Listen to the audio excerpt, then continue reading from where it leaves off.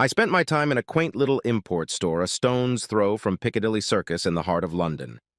I wasn't looking for anything, just looking at the curiosities on display. "Hello, Michael," I heard a familiar female voice softly call out a name I hadn't been addressed by in a long time. I turned and found myself staring into the brown eyes that still made my heart race. It's amazing the gamut of feelings that can sweep over you in a split second. I felt a flutter in my chest, surprise, confusion, a desire to embrace this woman, and finally cold bitterness. I stared at her for what seemed like about 10 minutes, but probably less than 10 seconds. "Hi, Gretchen, what a surprise!" I went back to watching, not really wanting to engage her in conversation, but knowing full well that it was unavoidable. Gretchen, I knew, would never leave things alone. "Do you have a few minutes to chat? I'll let you buy the girl a coffee and we can talk," Gretchen offered teasingly. "I don't think so, Gretchen.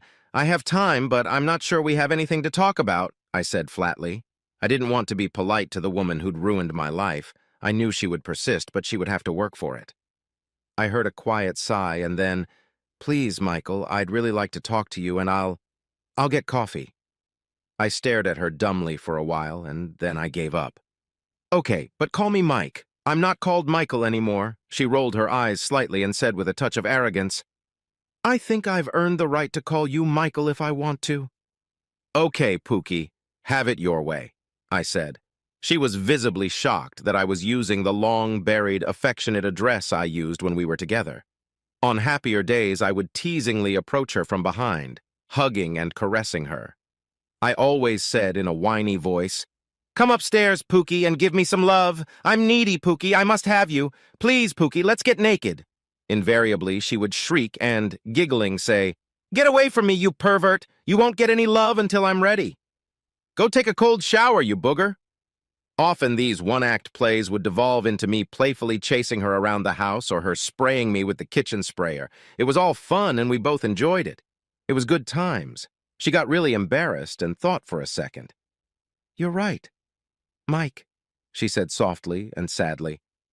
I was surprised by her reaction and sensed that there was more behind that surrender than could be explained in words. She walked briskly to the counter and spoke to the owner in a language I had no idea about.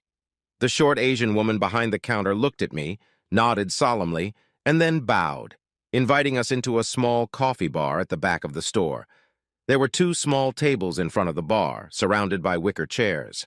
We chose a table, sat down, and a smiling woman brought us 2 coffees. Without even thinking, Gretchen chose the chair facing the bar and the wall, and I went around the table and took the chair facing the door. Muscle memory doesn't forget. It was a ritual we had practiced thousands, maybe millions of times in our 24 years of marriage. I had to face the door. It was a nervous tick left over, if you will, from my time in Vietnam. After all this time, we still observed our rituals. I think we both noticed it, judging by the curious half-smile that appeared on Gretchen's pretty face.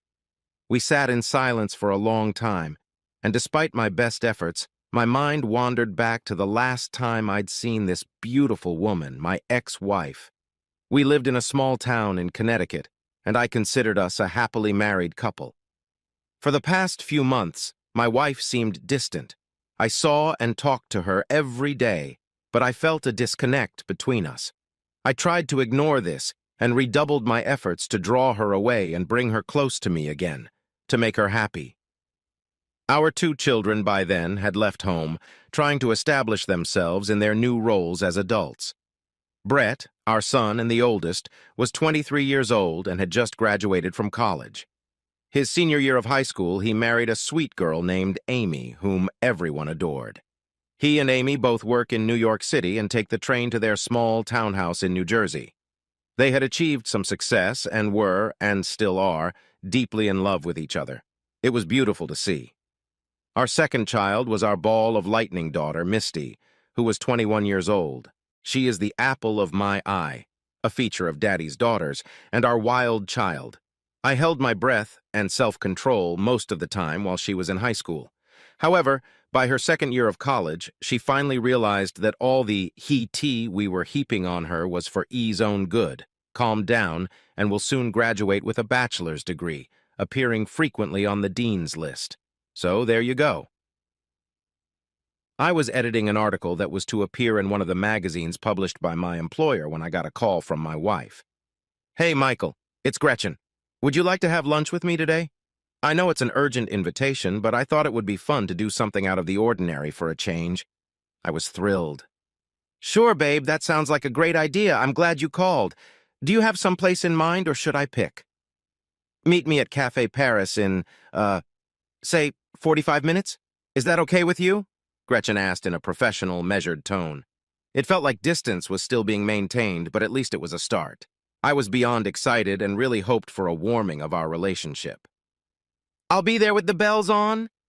Maybe I should wear something else," I said with a grin, trying to lighten the mood and show how pleased I was. "Yes, please," she replied, not very cheerfully. "Okay, I'll see you at 12:15. "Thanks, babe, that's a great idea. I love you," I said, getting up from the table and pulling out my jacket with a wide grin on my face. She simply said, "Okay, I'll see you soon." I hurried to my car and drove across town to meet my favorite wife for lunch. I cannot describe how thrilled I was by this simple gesture on her part. When I entered, she was sitting at the table with a glass of wine. I touched her shoulder and leaned over to kiss her. She turned her head slightly and gave me a peck on the cheek. I guess that should have told me something.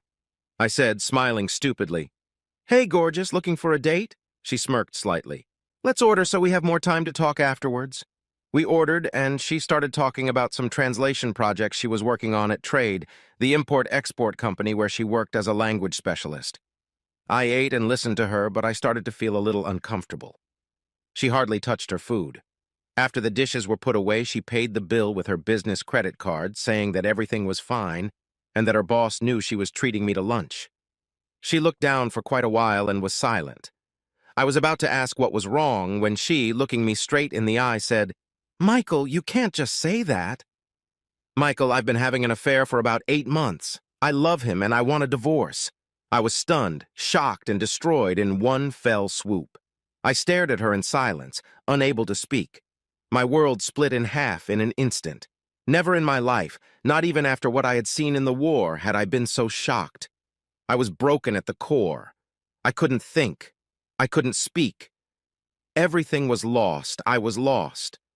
She went on to tell me that he was extremely wealthy, a billionaire in fact, and that he would be picking up all the costs of the divorce. Since he is so rich, they would not claim anything in the divorce. I could keep everything.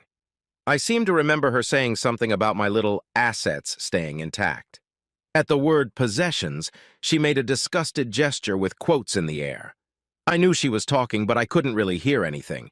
It was as if I was in a tunnel where I could see my wife's lips moving, but I couldn't hear a sound.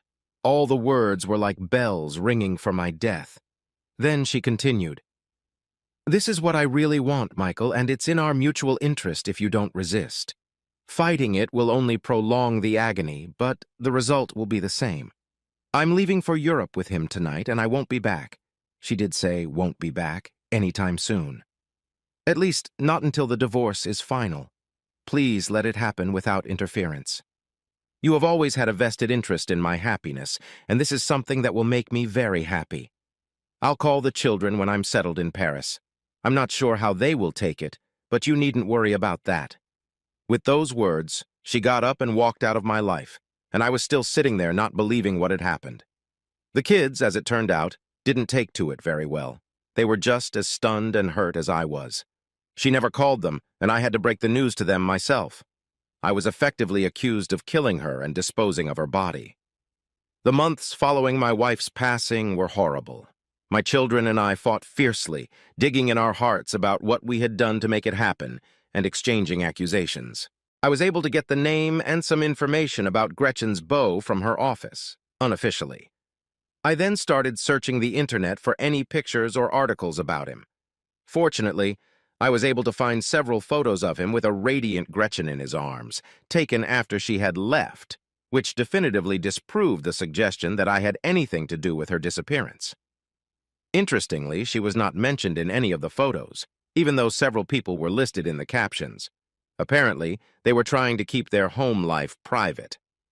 After about a year, I was able to get my new life together and began to take an interest in life again.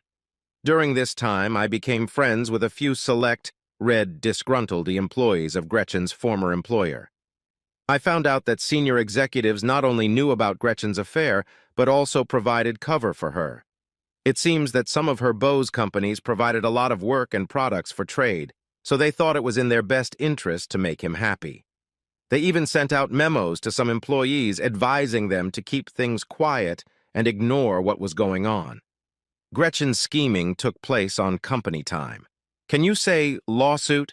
Yes, I sued them. Now I'm living quite comfortably off them. I don't get my pound of flesh from Gretchen or her beau. Note, part of our divorce agreement was that I would never reveal the identity of her beau, blah, blah, blah, but I don't mind making the guilty party feel my pain. It's been 3+ years since our last lunch, and I found myself sitting at a communal table across from my favorite ex-wife. She still looked very beautiful, the best clothes, hair, and makeup that money could buy, but she had a tired, sad look. Those soulful brown eyes of hers, the eyes I'd always adored, told me nothing. She seemed to be dead inside. When she was happy or excited, those eyes would dance, flash, and sparkle with life. Today the fire had gone out. Apparently, happiness was still eluding her. "You look good, Michael." Mike. Probably lost weight and got a little more muscular?" She started the conversation.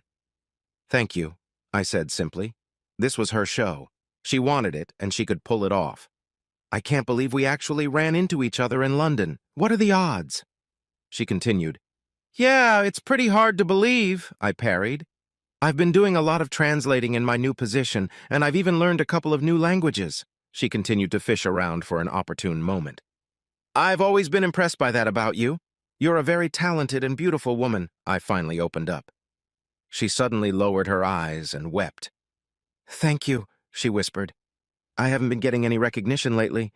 I'm not sure anyone even knows I'm alive." "I thought your husband was going to put you on display." "He never married me. I'm just a sex toy that can speak multiple languages. If he wants to make a good impression on someone, he takes me out to show them a good time and talk to them in their language. A 40-year-old American woman who can speak more than English, can show people around almost anywhere, and is willing to get laid is, I think, rare. I've become a valuable whore," she said sadly. "What? Why don't you leave? Get on the nearest plane and get the hell out of Dodge," I said hotly. "It's complicated. I live a very, very good life, but I'm being watched all the time. It would be very hard for me to leave. The only reason I can talk to you now is because we met by chance, and I didn't leave the store. Also, Marika, the owner is a friend of mine, and she kind of has my back if I need to hide for a while. It sounds awful, but I guess it's your choice. Okay, let's change the subject. Why didn't you ever call the kids? I had a really hard time convincing them that I didn't kill you or get rid of your body. They were really devastated that they never heard from you." I was now insisting on answers. She only seemed to sink further into sadness. "I wasn't allowed. I left that afternoon on a private jet, and access to my former life was completely cut off from me. As I said, I was being watched all the time." She suddenly leaned forward and looked directly at me. "Michael, I can't tell you how many nights I lay alone in a big house in an exotic place and wished I was still lying next to you in our home in Connecticut. God, I miss you and I miss us. I could feel myself reverting back to an old habit, fixing everything to make Gretchen happy. I saw myself being sucked back in and froze. Wait, I said, raising my hands in surrender. "I can't fix your life for you. What's more, I will not fix your life. How dare you sit here and whine about your life? You did this. You chose this. A whole bunch of people I love dearly had to live and deal with the situation you created for them. It was not what they wanted or chose for themselves. Their lives were forever changed because of choices and decisions that you made without their consent or participation. I happened to run into you for the first time in 3 years and it's already all about you? Damn, I'm already tired. You know you haven't asked about your kids yet? What kind of mother does that? For your information, you're a grandmother now. Brett and Amy have a cute little girl who's going to be 2 in a couple months. If you're interested, her name is Brianna Lynn. Your daughter Misty, remember her? She's planning on marrying a really nice guy named Trevor in about 6 months. She's still hoping you'll be at the wedding, but it's really hard when we have no address or way to contact you. Maybe I'll send an invitation here." I started hyperventilating and paused, but I was on a roll. All my pent-up anger and resentment was spilling out. As far as I was concerned, what the hell did I do to deserve the kind of treatment you subjected me to? I loved you with everything I am and everything I had. You left me without even saying goodbye. Do you realize that you never once apologized for ruining my life? Don't sit here and whine. You ruined everything. You lost us. You lost me. Are you looking for a shoulder to cry on? You can't do that here. You killed that privilege 3 goddamn years ago in a little cafe in Connecticut. I was about to get up and leave, just like she did 3 years ago, when an angelic voice with a distinctly English accent broke into the fiery twilight. Mike, I sure as hell can't leave you alone for even 5 minutes without you chatting up some beautiful woman. I swear I should beat you half to death, she joked, trying to look angry, but her green eyes flashed with mischief. I was so engrossed in my rant that I didn't even notice Pamela walk in. I smiled warmly. Hi, baby. Pamela, I'd like you to meet Gretchen, my ex-wife. Gretchen, this is my friend, Pamela. Gretchen was still reeling from my verbal assault, and now she was face to face with her replacement. She was silent and struggling to keep her composure. Pamela simply extended her hand in the traditional friendly gesture and said, smiling, I'm very pleased to meet you, Gretchen. Mike has often mentioned you, but not very warmly, I'm afraid. I suppose I should thank you for letting that lusty fellow go and giving me a chance to get a grip on him. He can be quite a nuisance, but I am gradually accustoming him to the house. Pamela looked at me and smiled broadly. She stroked my shoulder fondly and continued. Mike, my crazy Yankee, I'm afraid we must be off if we are to catch the train to Ely. I'm sorry to interrupt you, but I'm worried about the time. I patted her leg. Don't worry, my sweetie, I'm just finishing up. Then I turned to the still struggling Gretchen and said, We have to run, but thanks for the coffee and for your time. I'll tell the kids you say hi for me and tell them you said you love them, even though that's a bit of a lie. I shook her hand and then said, I hope, Gretchen, that you find your happiness someday, but I'm afraid you're looking in the wrong place. Thank you also for 23 good years. They were mostly happy years for me, and I really thank you for that. Goodbye, Gretchen. Gretchen continued to sit with the same shocked look as I had 3 long years ago. Pamela and I stepped out into the bustling life of London to meet the appointed train. She never asked about the reunion, but I think she heard enough to know that it was not a joyous reunion. For the first time in a long time, I felt free. Yes, I felt free and even a little happy.